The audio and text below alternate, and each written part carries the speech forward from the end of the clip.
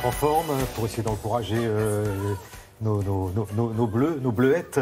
Oui. Bon, pour parier sur les demi-finales, il fallait parier sur l'Europe du Nord. Hein. Oui, c'est ça, exactement. Parce que tout ce qui est en dessous, voilà, il n'y a personne. On parle bien de l'Euro, donc qui se passe aux Pays-Bas, et les Françaises qui s'arrêtent en quart de finale. Elles ont été battues par les Anglaises. C'est pas la première fois qu'elles sont battues en quart de finale, ces Françaises. Je propose de regarder ce qui s'est passé hier. Il n'y a eu qu'un seul but. Regardez, les Bleus qui peuvent être déçus. La France, 3e nation mondiale et qui restait sur une série d'invincibilité de 14 matchs, visait le dernier carré. C'était l'objectif fixé par la Fédération française de foot. Et c'est l'Anglaise Jodie Taylor, meilleure buteuse de cet Euro, qui a eu raison des espoirs tricolores. Taylor, à l'heure de jeu, qui inscrit son 5e but dans ce tournoi. Bien sûr, les Françaises ont tenté de réagir sans succès. La France s'arrête en quart de finale comme à l'Euro 2009, 2013, au Mondial 2015, au JO l'été dernier. Et en demi-finale, l'Angleterre affrontera les Pays-Bas, le pays hôte. De son côté, l'Autriche a éliminé l'Espagne au tir au but, 0-0 à la fin du temps réglementaire et des prolongations. Les Autrichiennes l'emportent 5-3. Et ces Autrichiennes, elles affronteront dans le dernier carré les Danoises qui ont créé la surprise, l'énorme surprise en battant les Allemandes 2-1. L'Allemagne qui rêvait d'un 7e titre continental d'affilée. Et tout ça, ce sera à suivre les demi-finales, hein, évidemment, sur France Télévisions. Bon, on part à Budapest. Camille Lacour. Il a bon dos, Camille Lacour. Oh, pas mal, oui. Vous m'avez dit avant. Je me suis dit, allez, celle-là, je la propose à Grégoire. Elle est pas mal. Oui, elle est très bien, je le note. Elle a bon dos.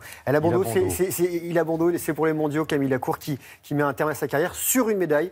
Il tire sa révérence, donc regardez sur le podium. Camille Lacour s'offre une sortie en or. Il a remporté hier le 5e titre mondial de sa carrière. Le dernier, car à 32 ans, il a décidé de ranger son maillot, bonnet et ses lunettes. Capitaine de l'équipe de France sur ces championnats du monde, il a décroché l'or sur 50 mètres d'eau. Sa spécialité. Son palmarès, 5 titres mondiaux, on l'a dit, plus 2 médailles d'argent, plus 1 médaille de bronze. Et il faut ajouter 5 médailles d'or européennes. Une ligne manque à son CV tout de même, un podium olympique. Autre tricolore en finale à Budapest hier, Anna Santamans, sur 50 mètres, sa première finale internationale, elle termine 6e. La grande gagnante, c'est la Suédoise Sarah Sjöström qui récolte sa 3e médaille d'or dans ce bassin.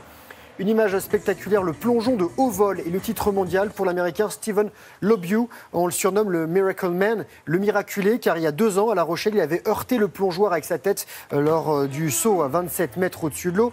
Hier, le favori tenant du titre britannique Gary Hunt échoue à la 5e place. Et le Français Cyril Oumechkan, lui, s'était classé 21e des demi-finales.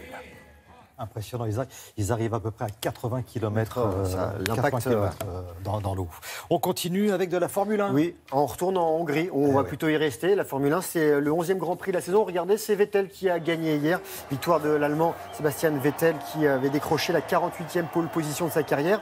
Et sur le circuit du Hungaroring, le champion du monde 2010, 2011, 2012, 2013 signe sa 46e victoire, la 4e saison.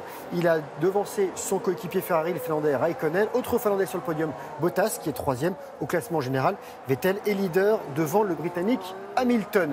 Sport auto encore, rallye avec la 9e manche de la saison en Finlande et victoire finlandaise, celle de Esa-Pekka Lappi. C'est sa première victoire en WRC. Le Français Sébastien Ogier, champion du monde en titre, victime d'un accident vendredi, n'avait pas pu reprendre la course normalement.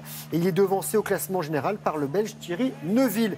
On va terminer avec du tennis. Le Meyer a gagné. Il y avait 2 garçons, ils s'appelaient tous les 2 Meyer sur le court. Hein. L'Argentin Leonardo Meyer a battu l'Allemand Florian Meyer 6-4, 4-6, 6-3. Ça se passait à Hambourg. Et il y a 6 jours, Leonardo Meyer s'inclinait au 2e tour des qualifications de ce tournoi. En fait, c'est un lucky loser, vous savez, ce garçon qu'on va repêcher quand un adversaire, un concurrent s'est désisté. Voilà, donc un lucky loser chanceux, un vrai chanceux. Voilà. Et le meilleur à gagner, c'est pas mal non plus. Merci beaucoup.